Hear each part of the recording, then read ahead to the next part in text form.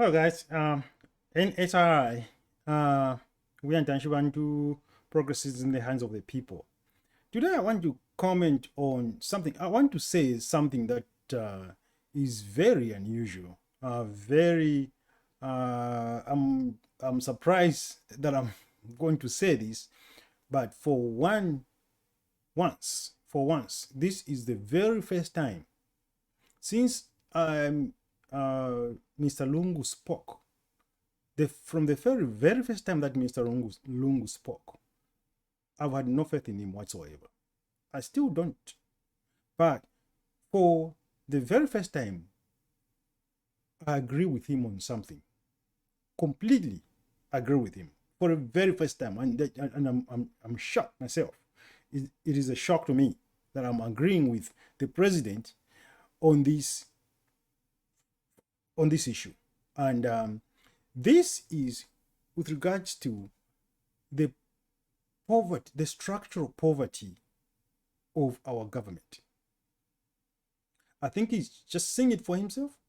Right here, I wish he had realized this a long time ago, but this I'm going to speak about this with respect to what is obtaining in our administrations, and the president is not really aware of the poverty of our administrations in the execution and service delivery to our people. And this is a perfect example, I think, to just let you see what's going on here. And I'll render my comments, I'll interject comments as we see this clip. And you'll be, I think it may be awakening to some of you. Some of you are used to seeing things this way. Some of you may have been used to seeing it a better way. But right now, I'm going to just focus on how this plays out, and it's very representative in our country. This is what you're about to see is very representative in our country. So here in the clip that I'm going to show you here, it's the president is in Lufuanyama district. I think it's in Ndola Rural somewhere there. He's in Lufuanyama district, and obviously he's on a campaign trail meeting chiefs. I'm not sure for what purpose, but that's beside the point. All I want to focus on is that after one of the visits, he visited one of the ongoing projects to construct a district commissioner administration block in Lufuanyama, I believe. And what follows is very interesting. It shows, for once, this man talks sense. I was actually impressed how he spoke here. This is the first time I'm hearing the president of Zambia speak something that makes sense. Okay, and he is not in a campaign mode, or it's a matter of perspective. Why is he there now? Why is he doing this now instead of all this time, doing it throughout the tenure of his presidency? Why now? You may ask the question, but so that's another question to ask. But right now, I'm just focusing on what he's doing and to highlight the structural poverty of our governance and how it fails the people so badly. So without wasting too much time, I think we need to dig into it. Let me just play this, and we are going to see for ourselves. So this right here, I believe the characters that you see in here, obviously the president is here, the characters, this is the contractor. The gentleman here, let me see if I can, I guess I can point out him. The gentleman here with wearing a high visibility clothing here, this is the contractor on this project. And I believe there's a provincial, this guy wearing a mask over there behind him, I believe that's a provincial, is from the provincial level or somewhere there, provincial administration. Then I think a provincial minister is going to walk in here or something like that. So here the president is about to start a tour of this project. So let me go ahead and play this, and let's walk through this together. Okay, all right.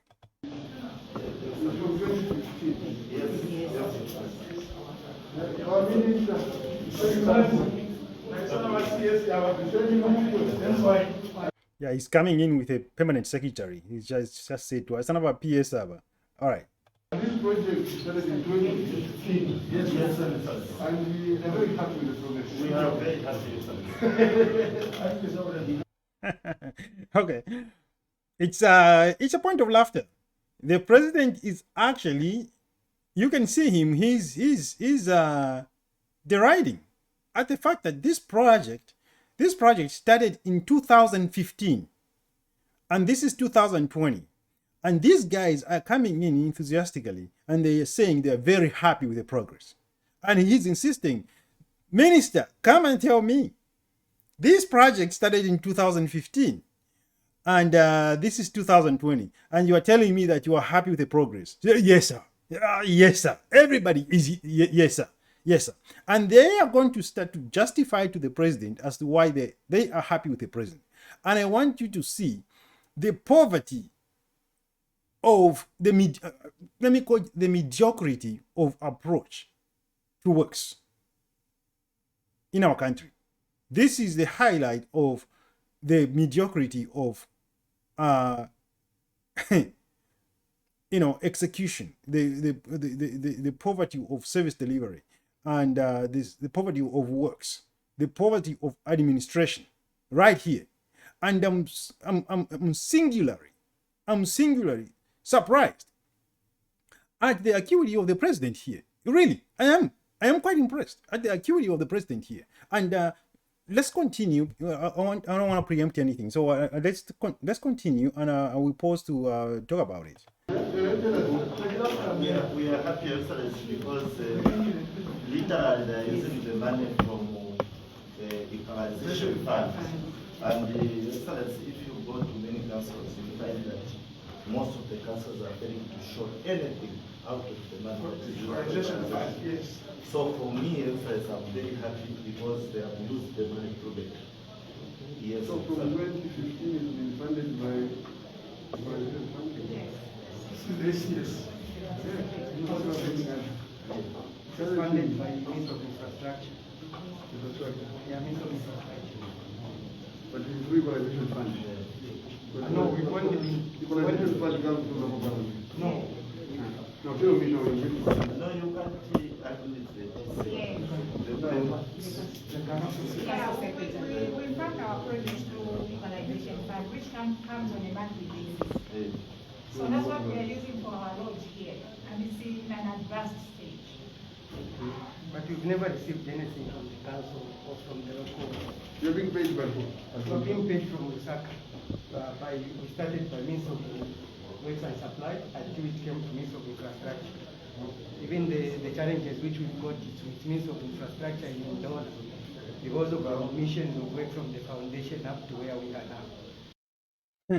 now. You following? You see the mediocrity and the foolishness of it all? Who's who? From the outset, the president is asking a simple question here. To start with, let's lay it out.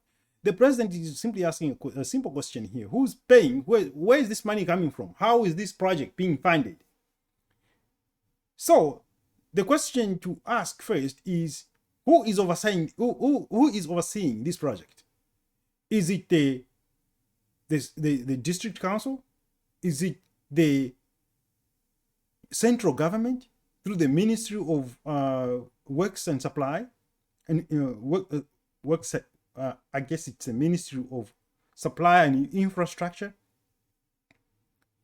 Who's overseeing the project, and who is supposed to be paying the contract? Let's listen some more. So all these we are just stretching as a company to even reach where we are. We have never received any money. So how many RTCs does it We don't have an NIPC outstanding. The only challenge we've got is the extra works which we did from the foundation. We've written to them so that they can do an IPC and give us the money which can probably push us. Then the other thing is I went to the director of Minister of Works director. I went to plead with him when we heard that there's BOQ adjustments in terms of the rates. So I went there, but he told me, no, your project is almost done, so we can't do anything. But I said, sir, we actually gave it a try as a company, to make sure that the project has reached where it is. Now he said, no, we can't do an upward adjustment in BOQ because of the building is already done. Then I told him, but look at the prices between the 2014 to date. So he never attended to me. We've written to Minister of Infrastructure and Dollar, and yesterday I was in talking to them. Because last week, that's when they called me that we can now settle the omissions which were there by the designing. So the difference in omissions in the design? Yes. Even the project has delayed because of the defects and the omissions in the design. In the design. Which have taken too long to correct. And in the process, the costs have gone up. The costs have gone up. And now you're battling with the government through the Works Ministry or infrastructure or whatever to get your price down further. Yes. But meanwhile, I'm told that they're paying you no private fund. That is the correct position. No, that one I want to be. I'm a child of God. I can't lie. We've never received any amount from the council or from any ministry. Maybe it could be these other projects, but this one, we've only received about 2.8 million out of 6.2. So the money which is remaining for this project is about 3.2 to 3.4. The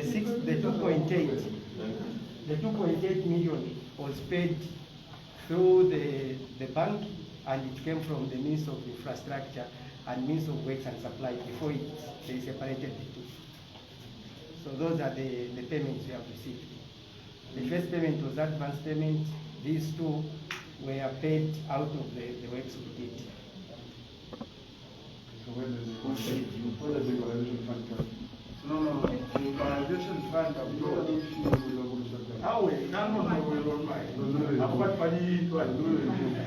Yes, Your Excellency, the equalization comes through the council, and we are doing our own project. Not this one. Not this one. We are constructing a law. Yes. Yes, Your Excellency. What is this one? This is provincial administration. This one is the district administration office. Which is being constructed using what fund? This one is being constructed through Ministry of Infrastructure. This is the one he's talking about. Yes. But where does the equalization fund come in? No, Your Excellency, I think we mixed it up. Yes. No, but this project, Yes. this particular one, where we're standing. This one is under Ministry of Infrastructure. Wapya mumiyazura guys. Wapya. Let me fill you in on what's going on here. You know, this contractor has been working on this project, you know, constructing this office building for the district commissioner, and his story is that and mind you, this is the contractor providing information to the president. There is no project. Who is the project manager? Whichever, as we may be able to figure out, or we may not be, who on the government side is managing this project? Where is the project manager responsible for this project on the government side? Who's supposed to be here to provide information to the president? You know the president is going to be here. Who is the guy on the government side? Whether this is being funded through the being overseen by the Ministry of Infrastructure or the district council, who on the government side is overseeing this project, because he is the person with all the answers. He is the person who is supposed to say, sir, this project is being funded through the appropriations through the 2021-2020 appropriations for district offices, and this project was competitively bid, and this contractor was awarded the lowest bid. He was determined to be the responsible bidder, and he was awarded. So at this point, we have completed $2.8 million worth of work on the ground, and he's been paid that money. And outstanding the value of work and outstanding work is approximately 3.4 million, and we are waiting for an inspection to occur and to verify that is completed work. Now, that's a succinct nature of providing information if you know what you're talking about. I don't know what the terms of the contract are here, so I'm making that up. But what I'm trying to highlight is that there's so much poverty here. The poverty I'm talking about is they are so disorganized. They don't know who handles money, where does the money. There is total confusion here. There is total confusion where there should be simplicity. There is total confusion. One of the questions that you might ask is, what is the central government doing undertaking a project in the district?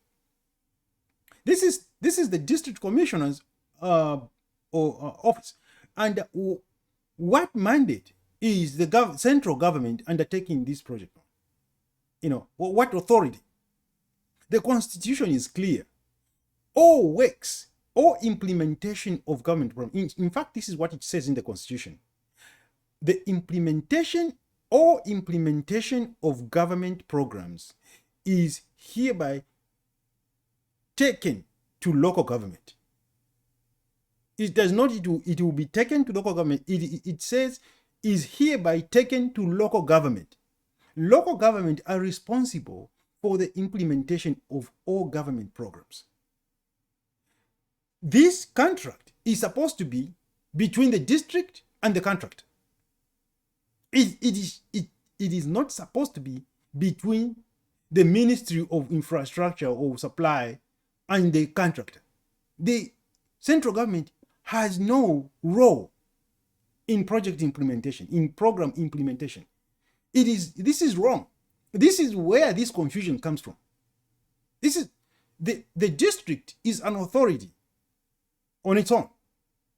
An authority with the constitutional power to enter into contracts with anybody, oversee its own project. They only need to receive money from central government. Their allocation of funding, their allocation of the budget,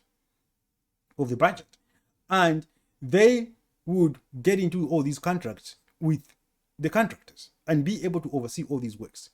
So because there is confusion here, and the president, he's not getting the answers. He's not getting the answers. He's been told the project has taken 5 years, and all these guys are satisfied, but they're not giving him any satisfactory information. So the contractor here is the only guy who is trying to give the president some semblance of information. I don't know how accurate he is himself, but at least he is trying to paint a picture for the president. That's why the president is listening to him, because all those other guys seem very confused. They don't know what's going on. They do not have straightforward answers for the president. Let me get you to understand what the contractor is saying here. The contractor is saying, we have not been, they have done additional work. They have done additional work because there have been omissions there were omissions in the design. And the contractor, because obviously he's trying to do a good job.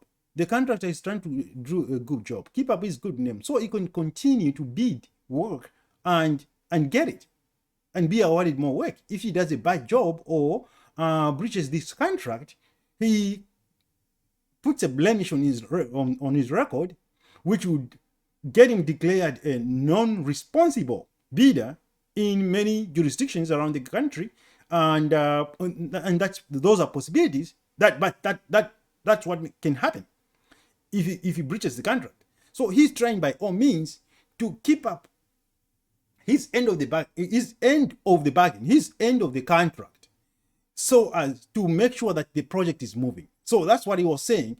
We have tried, is not very articulative, but what this is in essence what he's trying to say. We have tried as a company. Essentially, we have put up what more than we have to in order to bring this project in order to bring this project up to where it is now. You know, and we have incurred more cost than we have to than the contract allows, because obviously it's been too long. If this project has, for example, let's say this project was scheduled to be completed in 2 years, it's now 5 years. That's a lot of prolongation, and within that, that's a lot of prolongation costs for the contractor. In other words, delay costs. There are delay costs, and obviously something that he says is true. When you bid the project in 2015, this is 2020, and as you can see, the project is not done. This is 2020.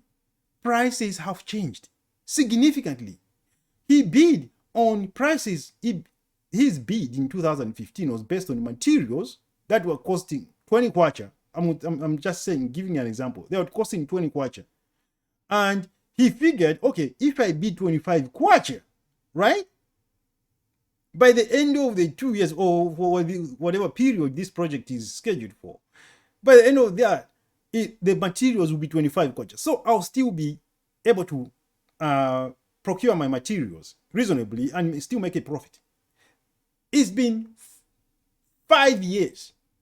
That 20 kwacha has become now 50 kwacha. You see? So this is what the contractor is trying to, convey to the president. He mentioned something. He mentioned that there is no IPC outstanding. I believe what it means by IPC is an interim payment certificate. In some contracts, especially British style contracts in our country, an IPC is interim payment certificate. So there is no outstanding IPC, means that we have been paid. We have not submitted any request for payment now that is outstanding, because we have been what we are fighting for now is for an upward adjustment, an equitable adjustment in contract price, so to speak, because we have performed additional work due to the omissions of the engineer. There are things that we've had to bear cost for as a company which were not in the design, but we, from our experience, those things are necessary to be incorporated into this work for this building to be whole. Otherwise, we could be held, essentially, they could be held responsible for, seeing a deficiency in design and ignoring it, because many contracts require this contract. I want you to, I'm going into this much detail because I want you to understand why many companies in Zambia go under. They go under because of this. There are provisions in the contracts that require the contractor to notify the engineer of any deficiency in the design. And if the contractor ignores that and just simply builds constructs the project the way it is, and he is aware of a serious deficiency, then it comes back on the contract. You see? So he's saying we have done a lot, because when we bring, he says, when we bring these things up, deficiencies up to the engineer, it takes way too long. They do not respond. It takes way too long. And the contractor is not going to sit by losing money. So he takes his own initiative. Essentially, he designs the stuff on the fly and puts it in, because he has done it. Many contractors are very smart, and many of them employ engineers. They come up with solutions and incorporate it in the work so that the product is whole. It is what it's supposed to be. For example, the contractor cannot simply build something. This is a building.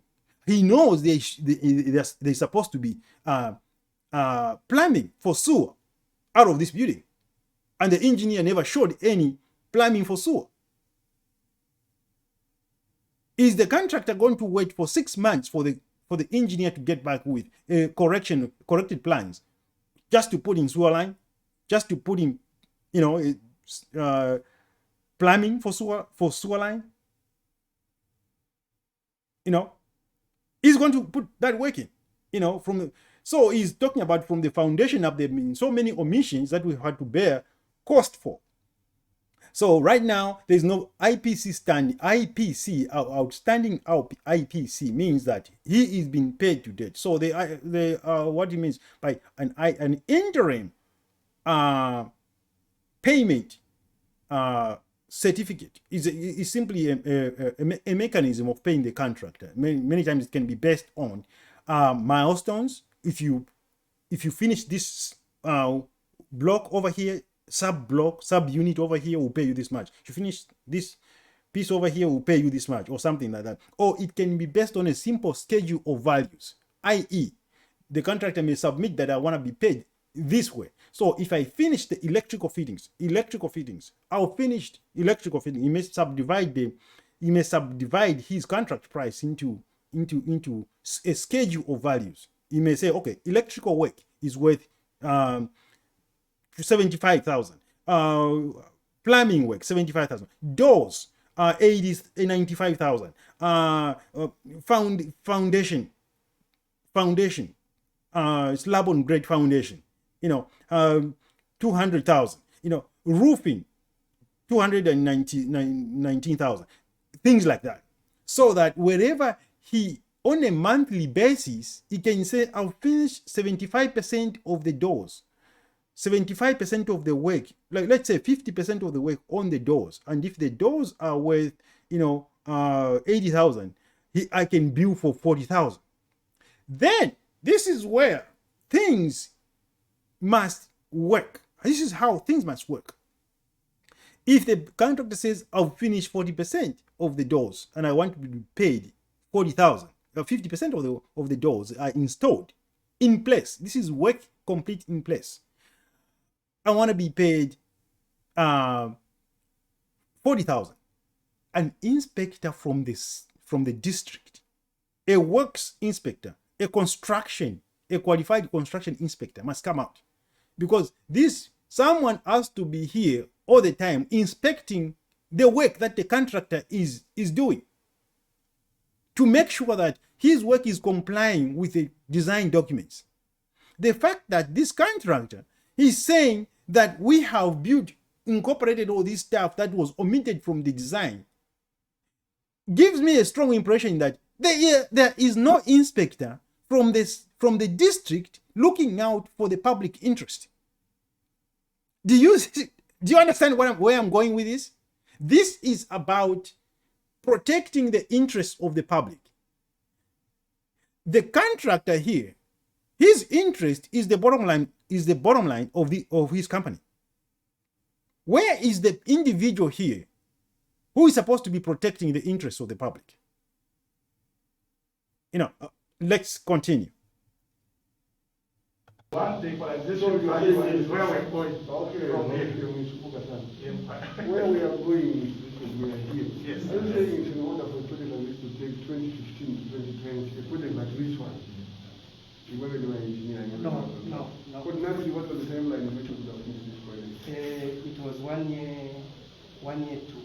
2 months. So the problems have arisen because of engineering design, Yeah, which were defective, yes. and also payments. The payments, yes. Right. So you have corrected the defects and the omissions which were there. Yeah, we did, of which last week they called me from the provincial engineer in Mindola. He said we are working on it. Okay. And what the consultants for this project? It's the same provincial, provincial This Wow. The project was scheduled to be completed in 1 year, 2 months. That's the simple building here. it was scheduled to be completed in only 1 year, 2 months. This is 5 years. And the project is still not complete. The contractor, took care of the deficiencies in the design on his own. That's what he's saying here. The president asked him, so have the defects been corrected? He says, yes, we have. We have corrected the defects. And they are not, when the word is being misapplied here. Defect is not because the contractor is not saying he performed, his work was defective. Defective work is different from engineering deficiencies. What he corrected are engineering deficiencies, not defects in the work. There is no defective work. At least I don't know of any. Nobody has said the work that this contractor has done is defective. No, there's no defective work here, because defective work would have to be torn down at the contractor's expense and redone. And that would require that there is an inspector on site. There is a company, a geotechnical company or somebody looking at the quality of the work. And once they find this does not comply with the contract documents, we are not going to accept this work as a city. And therefore it falls on you, the contractor, to correct this work, or it will never be accepted. If it's not going to be accepted, you are not going to be paid. And if you do not correct this work, and if you walk away from this project, we may contact your, we may question your registration as a company, or we may contact, you may have a bond. There may be a bonding company on this project, a bonding company. I'll tell you about what that is. That scares the heck out of contractors, but I'll tell you that. I don't know the terms of this contract, but I'm just filling you in on what the dynamics of what this is and what things mean in plain language. Okay, so the president here is just been told it's just the lack of payment. The contractor is saying it's just the lack of payments. We have corrected the deficiencies. We have corrected the deficiencies on our own, without the engineer, because the engineer has taken too long. This is the reason why this project has been delayed so much. The engineer does not correct the deficiencies in the design. So now he's talking about we are going to be meeting with the engineer or somebody in Ndola at the Ministry of Infrastructure to talk about how we are going to be made whole, really, from what we have spent above and beyond the price of this work. Okay. All right.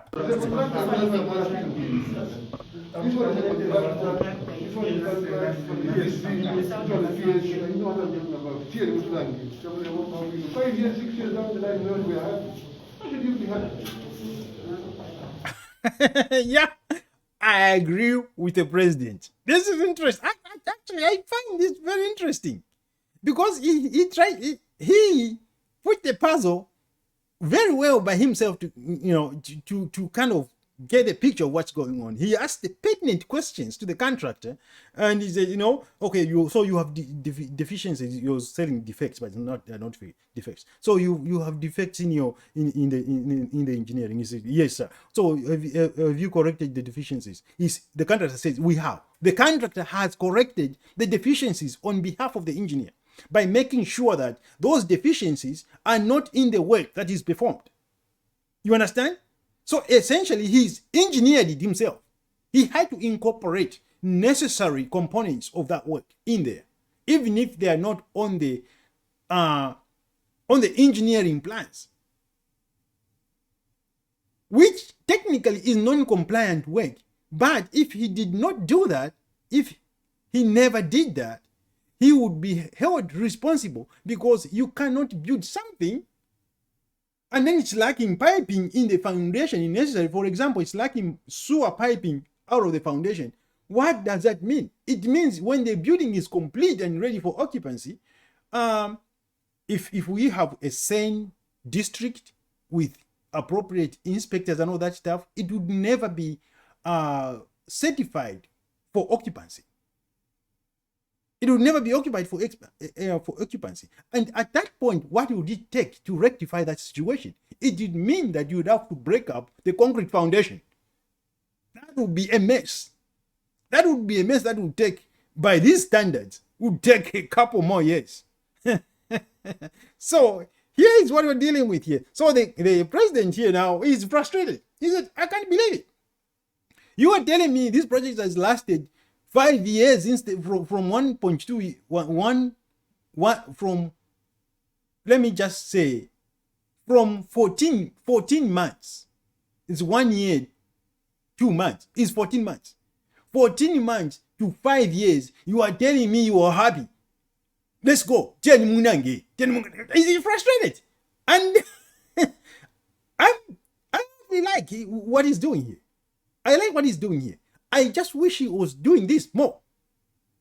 I wish he had been doing this a lot more.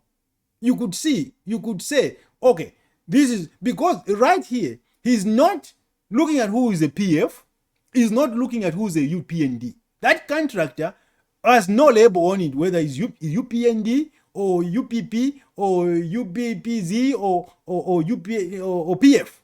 No. Apart, they can't. This is one time that I've seen this president not campaigning.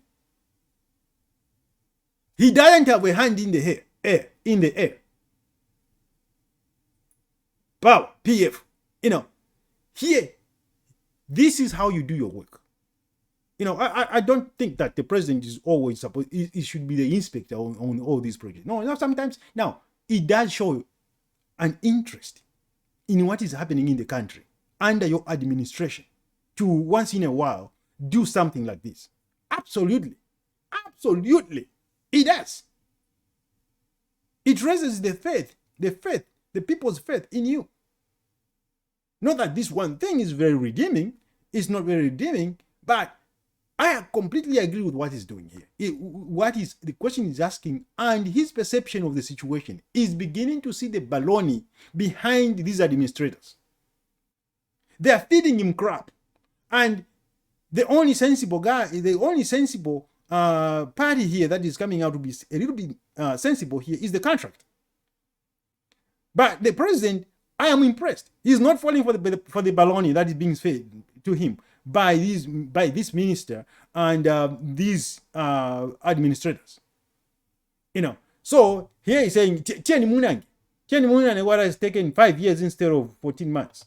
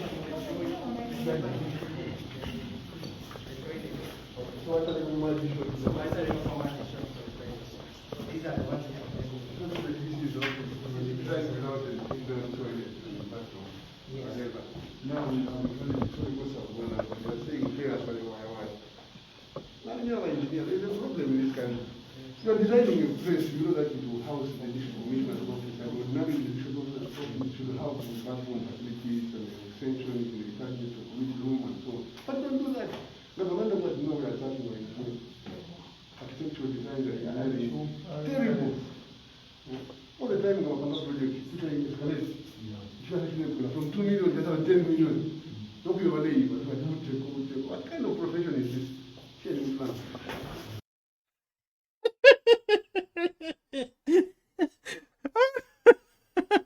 This is a funny one. This is funny. But I agree with him.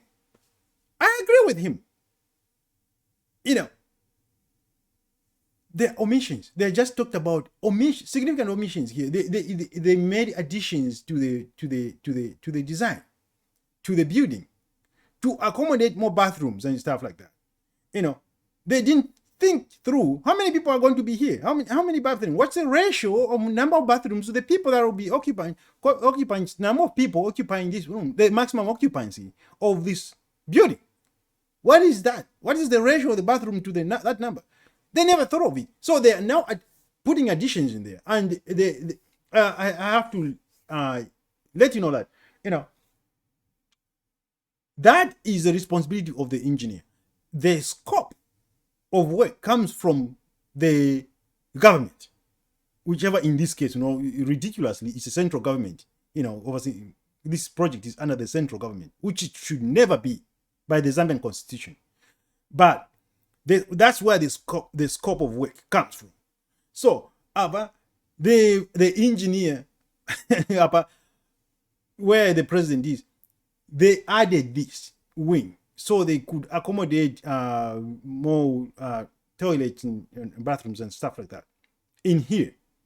And the costs obviously have gone up. Oh, well, that's an obvious increase in scope. It is simply an obvious increase in scope. And the contractor, he's saying we need to be paid for all this additional work. For all this additional work.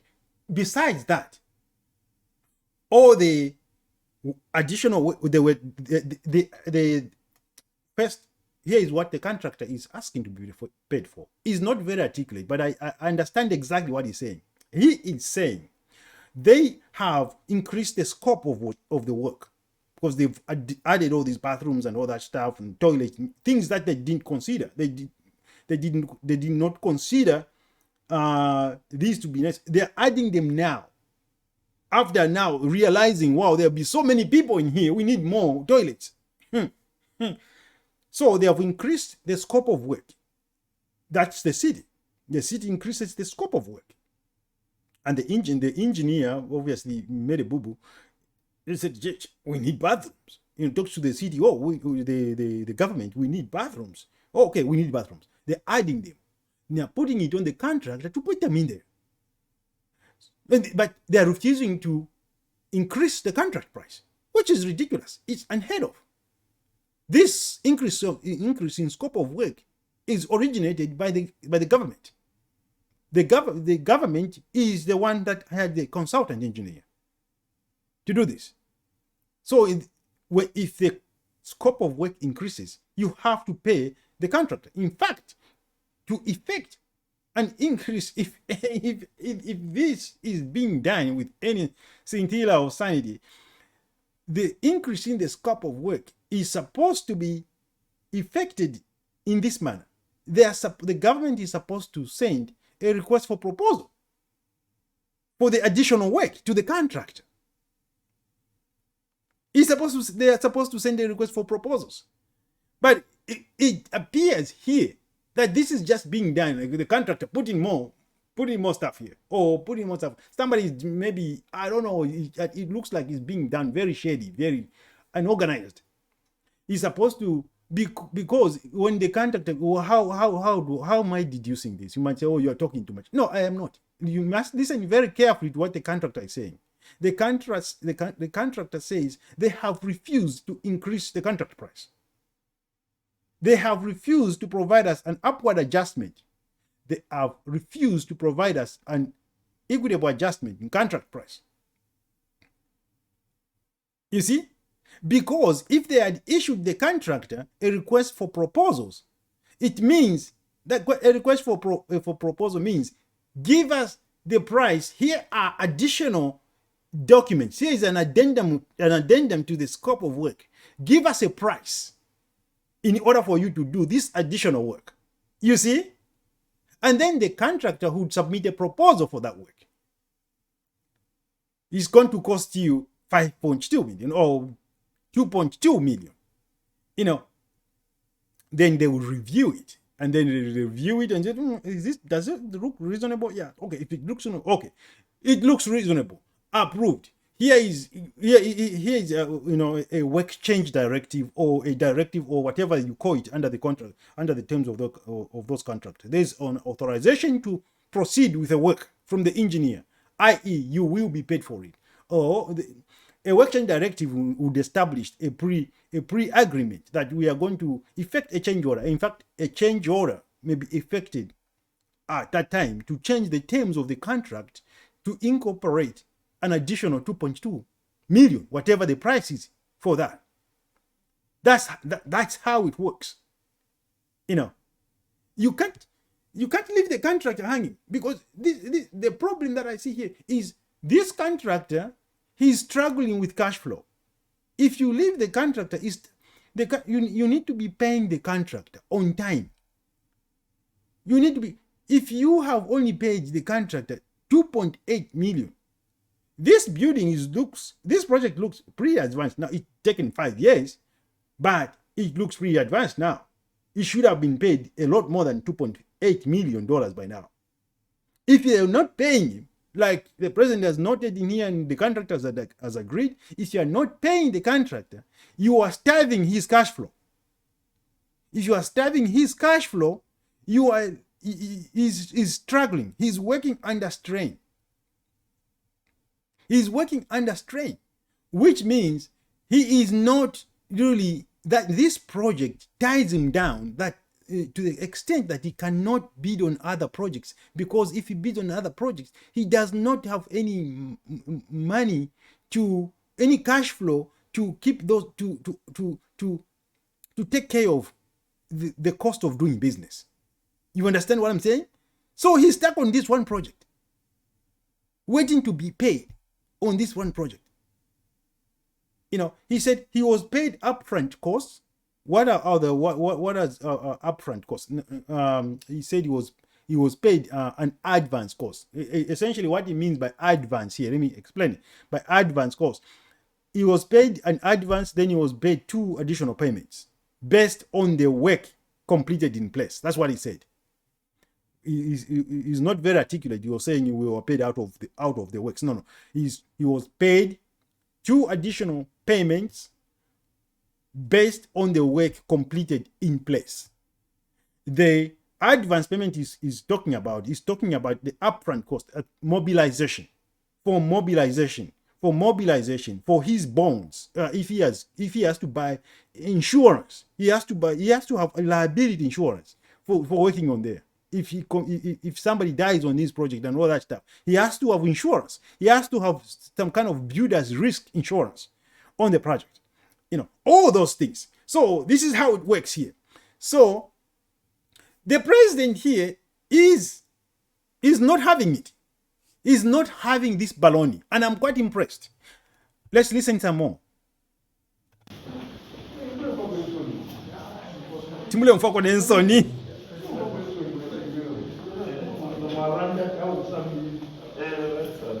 Otibali sambilile ama engineers.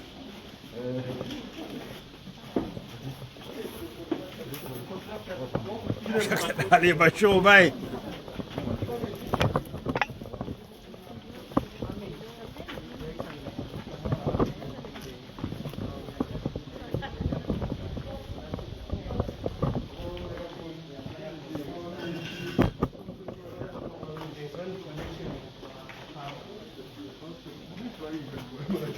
You see, there's the contractor is talking to the president. That's the contractor.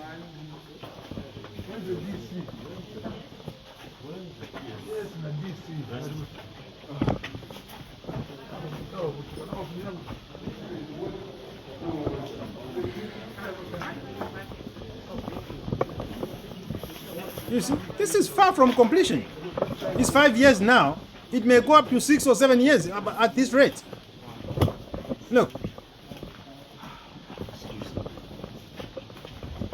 It's not complete.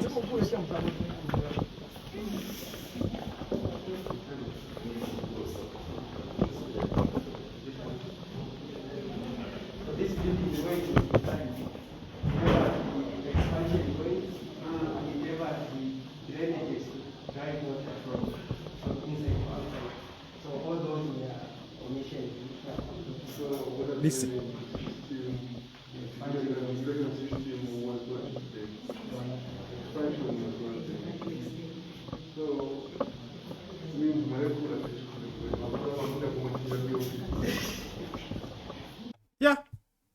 If the president is, the contractor just said, in the beginning, we did not have any kind of, it was not incorporated in the design. The drainage out of the building, drainage out of the building, is essentially talking about, drainage, sewer drainage, to take away gray water from the sinks, the bathroom, and obviously the sewage from the toilets. Now, I think when he says drainage and all that stuff, I think in this case is talking about drain pipes for gray water from sinks and if there are showers in there or something, anything that does not contain fecal matter is gray water, and it goes down those drains. He's talking about, I don't think he's talking about roofing drains, because we are inside the building. If you're talking about roofing drains, he will be pointing at the roof. And in this case, in this building does not have any roofing drains, because the water just flows off the roofing sheets and falls down. So he's talking about drains. He's talking about plumbing for sewer, and that includes all the sinks, all the sink fixtures, and all the fixtures in the bathrooms, and all that stuff, all that piping, all that drain, all those drain pipes. For that, they are sewer pipes, they are sewer collection pipes. And he says they were not incorporated in the design, and so we have had to build them into the contractor has had to build all that into there. That's cost on him. He did not bid to do that. All those are omissions. Those omissions have to be paid for if they're incorporated into the work by the contractor, because the engineer is not doing his work. The contractor has the right to reasonably expect that the contract documents that he received from the city is reliable. In essence, this is called this in a construction law this is known as the sparing doctrine. The sparing doctrine, and it states that the contractor, when the government or the engineer working with a consultant, the government working with a consultant, when they issue these documents, whether they are coming directly from the engineer or they are coming through the government, when they issue these drawings, contract documents to the contractor, they warrant that these documents are reliable, that the contractor can rely on these documents to deliver the product that they have specified, that these documents are reasonable to the extent that the product scope can be realized. That's what it means. If they are poor to such an extent that we are hearing in here, the contractor has to be compensated. He has to be compensated, because it is by his effort in here that the project has even come this far. Because according to him, the engineer has never corrected these deficiencies. There has not been any clarification issues or something like issued or anything like that. So this is what is disappointing the president. I'm getting into those details because I want you to understand why I'm agreeing with the president this time. Because the president is seeing the same baloney, and I'm quite impressed. He's seeing it. What kind of profession? I don't blame him for questioning what kind of profession is this. What kind of profession is this? If you are paying so much money for them to develop these engineering designs, why are we paying them so much money? He omits all this stuff, and then obviously the contractor bid 2.4, whatever price he bid, for this job. All these omissions are increasing the price. The omissions and the delays are increasing the price of the project. Yes, and it can go from 2.5 million to 10 million because it is 4 or 5 years of prolongation. And over that 5 years, he has to incur the cost of additional work that he has performed. He has to incur the cost of maintenance, project site maintenance, all those machinery that he has to keep there and maintain there and all that stuff. All those are costs that he has to incur. Because of the inefficiency of the government and their engineer in responding and or not paying him, his employees are working at less than full capacity. I.e., the productivity is low. It is a productivity cost. So he has the right to file a claim for loss of productivity because he still has to pay his employees. He doesn't want to fire his employees because if he fires them and then the government comes through and says, oh, here's the money now, you can continue. If those people are no longer available, where is he going to get, qualified employees in a heartbeat? So he has to keep them and keep paying them, losing money. So that's another cost for him. The other costs for him are he has to maintain his insurances. His insurances, if there's a builder's risk insurance here, if there is liability insurance, especially, and bonding. Bonding is some kind of, there's a bonding agent. If there's a bonding agent, I don't know what's in this country. If there's a bonding agent, then he's in a tripartite agreement with a bonding company. A bonding company essentially is a company out there that says, okay, and the contract may be the instrument that is requiring this. That says, okay, you have to have a bonding agent. The bonding agent is an entity out there, and it may be a bank or an individual that says, if you, the company, the contractor, fails to complete this project, either you file for bankruptcy or you just run out of money or you breach on this contract. I've signed up. I am going to come in and put up my own money to finish this project, to complete this project to what it's supposed to be on behalf of the government. That's the bonding agent.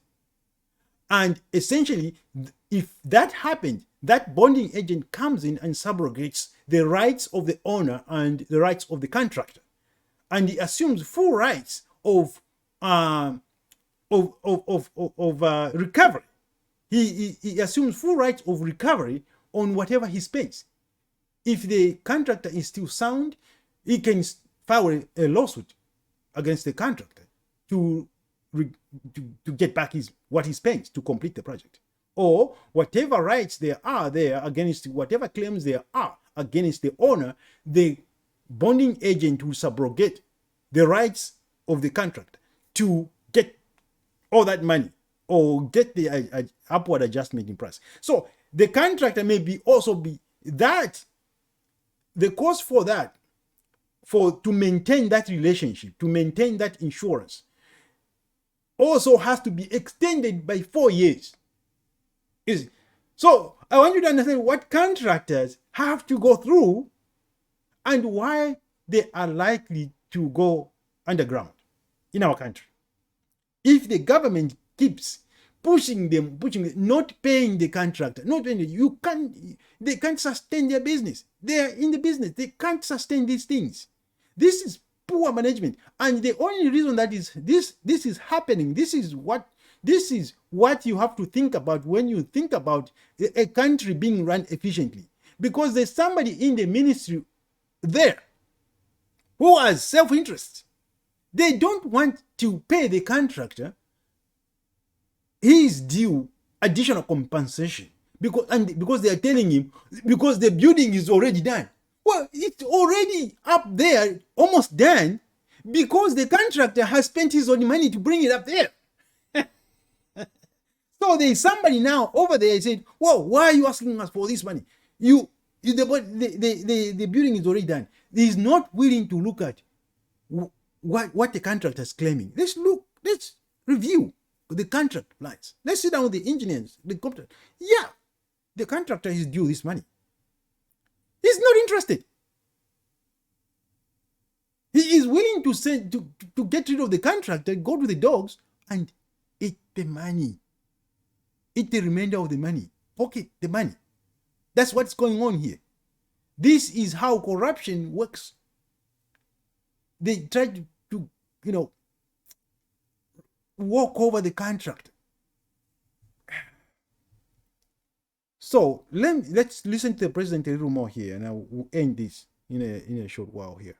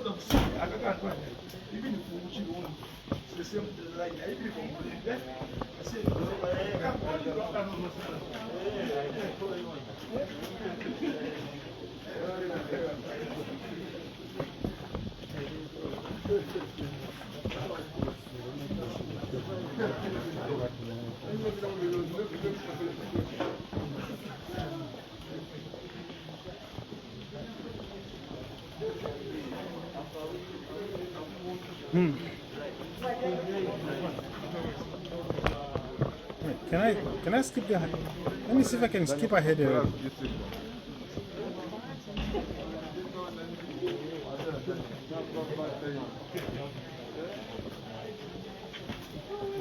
I wanted to skip ahead, but I already played.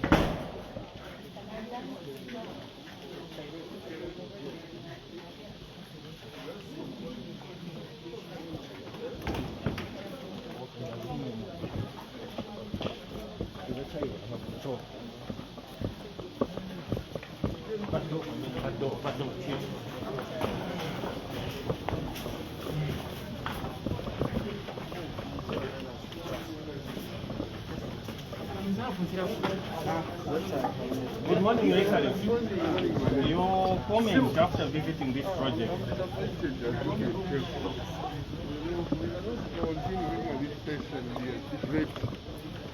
Firstly, it starts from planning. People plan and they allow the engineers to do the engineering designs and so on, not put much into it. The people who also began implementing because of the hard to tell them that it's let's do what you're building here. What is it intended to serve? What purpose? Because when we sit to plan, we have a vision as to what we want to come out of the effort. In short, if you're going to do an office, this is going to capture people. We want to know the number of people, the level, as a district commissioner, a council, and what goes with the office of the district commissioner, for example, you have an adjoining committee room or conference office and so on. It's been done. Water is a must. No one is addressing the issue of water. Water should be able to flow into a building and get out, go away without becoming a problem. Or you have health hazards, these are things you can care of. Not even ventilation is bothering them. So it's like people just draw things and throw them to others, expect them to use them without questioning and get paid. This is it. A building like this from 2015 to 2020 and you are proud about it, you are doing well. I mean, the developer in Shawama will do better than you. 5 years building Amsangwe. And you keep sitting and negotiating with the contractor to change rates because you didn't foresee. Some of the things you can foresee. We need water in the room, we need ventilation in the room, we need space in the room, we need to take care of the people who are going to come in there, how many people come in there occasionally and so on. regularly and so on, so that you provide for them. Why are we paying engineers so much money? We have consultants and everybody, but everyone says this is the same language we're talking about. We need to have to put our house in order. Besides local government, the lower government level, government technocrats in short, directors and others, the civil servants, they're the ones who do these things and they pass them. And we only get to know them when they're the stage of implementation. This can't be accepted.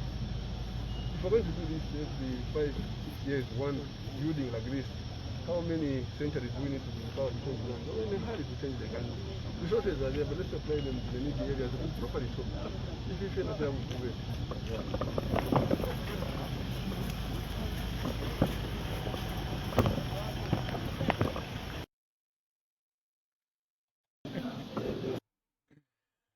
I agree with the president. Fiabupuba. When he says Fiabupuba, he's right. This is foolishness. I'm quite impressed with the president here. He has made a succinct, accurate assessment of the situation. You know, he has even noted something. The people that are supposed to be providing him information are not here. And they're not here for a reason.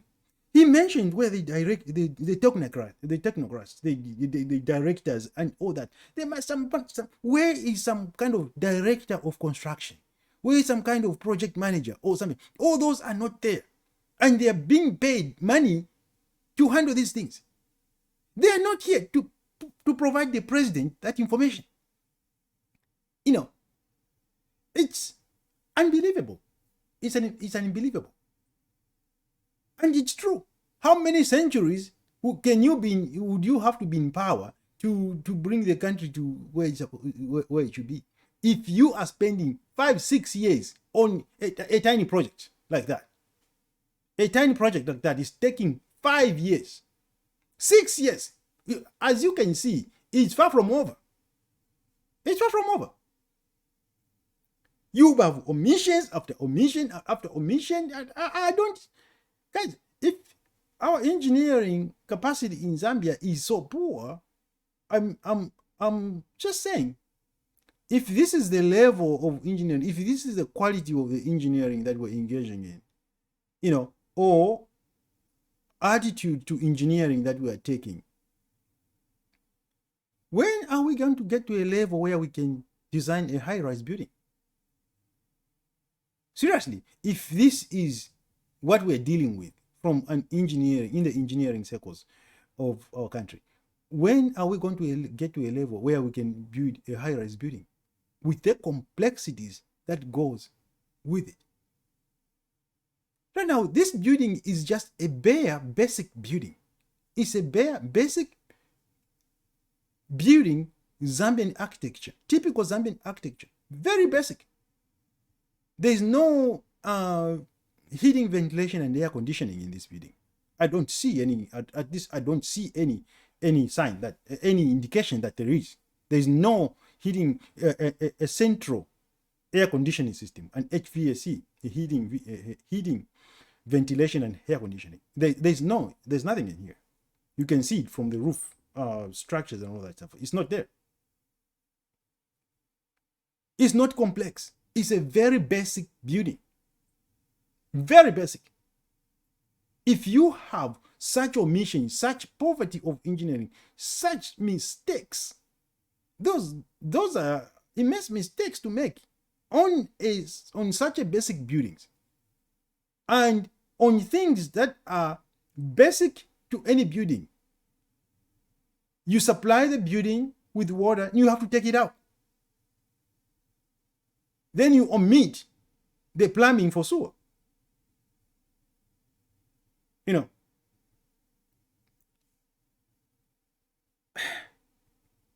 you don't respond when the contractor says there's a deficiency in the design, and it takes, as a result of that, it takes 5 years to finish a project like this, and it's going on 6 years. From what I see here, there's quite a bit of work to go. You know, those holes, they haven't even started, you know, the aesthetics portions of it. You know, the outside is still a mess. There are holes and the things, you know, they're still going.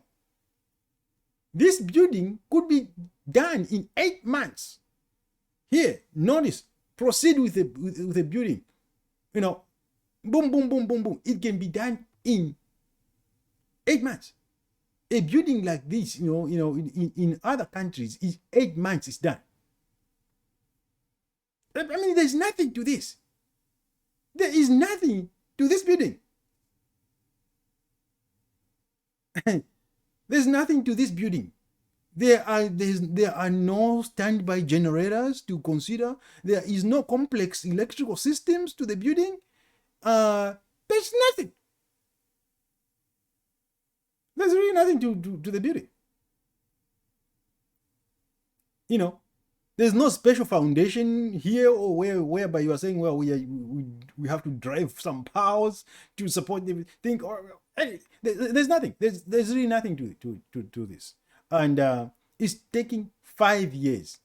It's a point of serious concern. And if I were the president, and I would hope that you would have quite a bit of contemplation from this, and just to digest it and find out, is this why what is happening all across the country? Because this should be an education for him. He needs to contextualize this. He needs to process this. He needs to extend these questions that he was asking here. He needs to extend them. Seriously, he needs to extend them to ask, who's managing this project? Ask more questions. Who's managing this project? Who's overseeing this project? Where were you when I was there visiting? Did you know I was coming?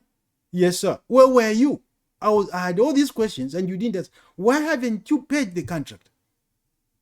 Then, following from that, ask many other questions on other projects. Look into what happens on this project. Why the country is spending so many millions on this project. Perhaps you don't know. Because these are you are just told, well, this road is going to cost $1.2 billion. Instead of 300 million, it costs 1.2 billion. Maybe you are just told those things. Perhaps maybe this can give you a clue as to maybe this is what happens. If this is a very small project. What if you are dealing, what if you are dealing with hospitals? Hospitals get to a higher level of complexity. You see, hospitals get to a higher level of complexity because there must be some provision there to accommodate certain equipment and things like that, operating rooms and things like that. They get to a higher level of complexity. What about those? So you can ask if there is such inexplicable, handling of money here. Contractor complains, contractor is doing things on his own without being paid. Why is he not being paid? Where is the money? Who is sitting on the money and why? I want those answers. If you ask those further questions, sir, then you can have a good picture of you can have a reflection of what happens in many situations, in many cases in our country, where you have a government contract and how it affects Zambia. Because I can assure you that if this was a foreign contractor working here, he would be paid promptly. Every time he says, I'm requesting an equitable adjustment in price because of the deficiencies in the design, and we have spent this, because we cannot wait for an engineer to respond for 6 months over this issue. So we had our own engineer look at these things and yet provided the appropriate, what we believe to be appropriate design under the best standard of care we can apply, so that we can make this building whole. We cannot build this building without incorporating the sewer collection. We can't. We cannot construct this building without this and this and this. That is basic to every building. So we cannot wait for 6 months. We are going to be losing money and all that stuff. So we are asking for an equitable adjustment in price in good faith from the government, and they would sit down and it would be approved. They would waste no time if this was a foreign contractor. But he is a Zambian contractor, and they will play him and play him and play him. In the end, he will do more work than he's supposed to, than he is paid for. That is not empowering. That is not empowering to Zambians. It is not empowering. What I just talked about, what they would be doing with the foreign contractor, that's empowering to the foreign contractor. He says, what? I want to be bidding in Zambia. Because you treat the two differently. You treat the foreign contractor with prejudice. Positive prejudice. Oh, that's what I'm talking about, And you treat the Zambian contractor with, again, you look down on him. Wait, how much money does he want? He wants 4 million, but the building is complete. Oh yeah, actually the building is complete. So why is he asking for more money? The building is complete because he spent his own money. People, what kind of education? This is exactly why the president, what he just said is true. What kind of profession is this? At least he's questioning it in Zambia, because that's not how it is in many other countries.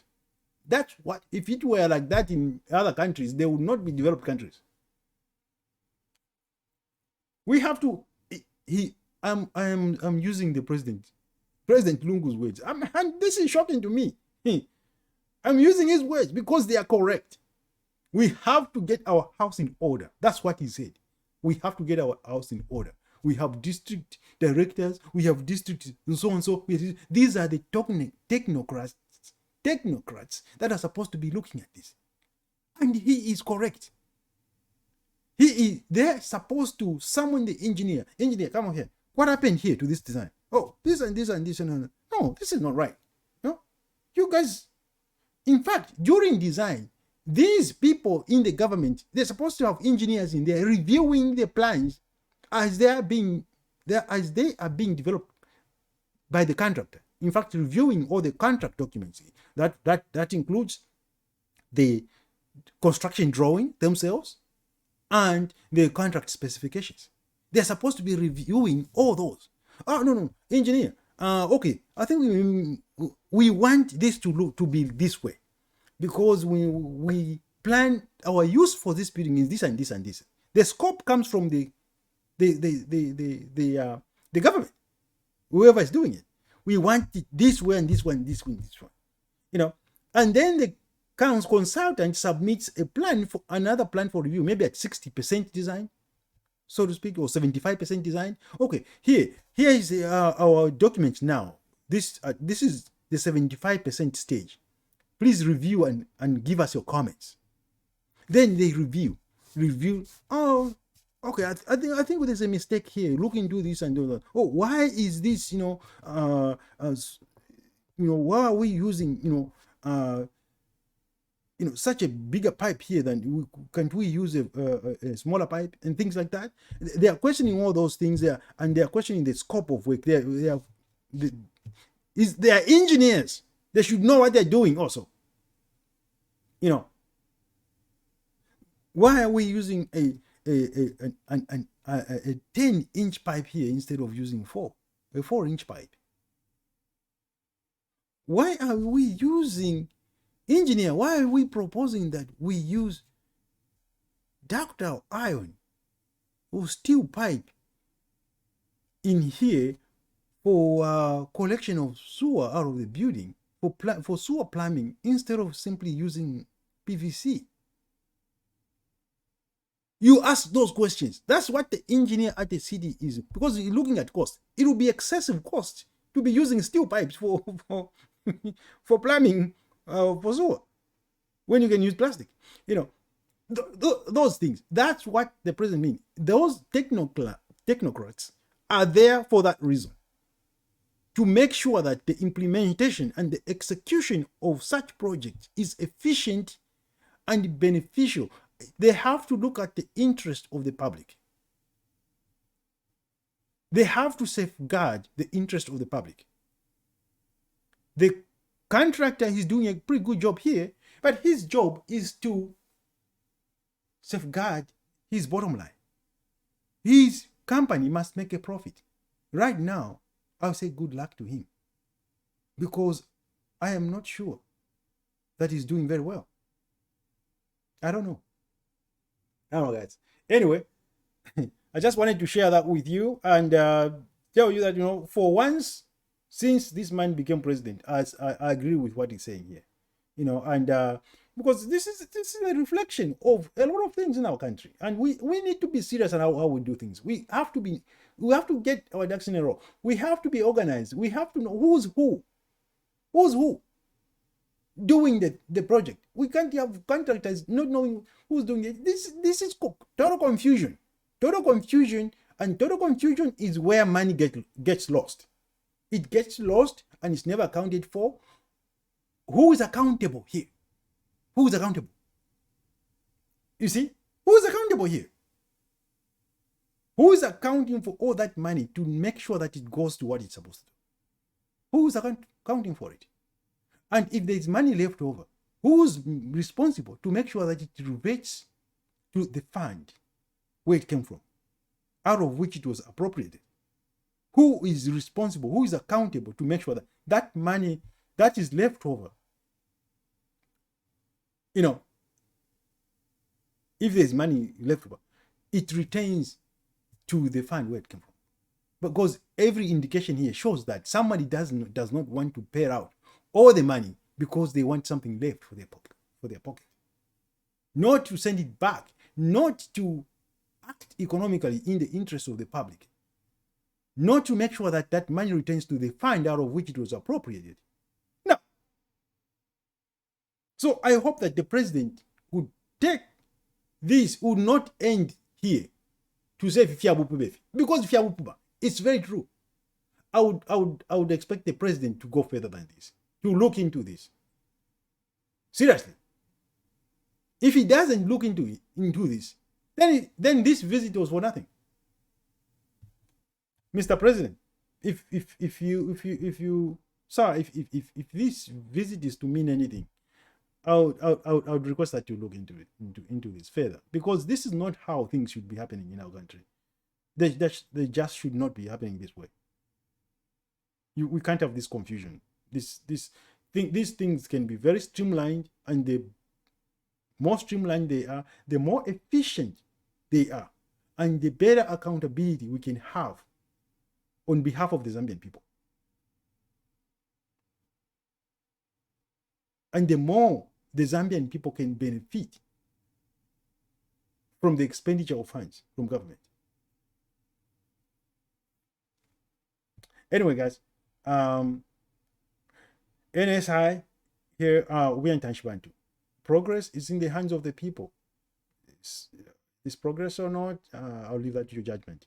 But guys, if you like this content, subscribe to my channel, and leave me a comment on my Facebook account or on here on YouTube. So take care.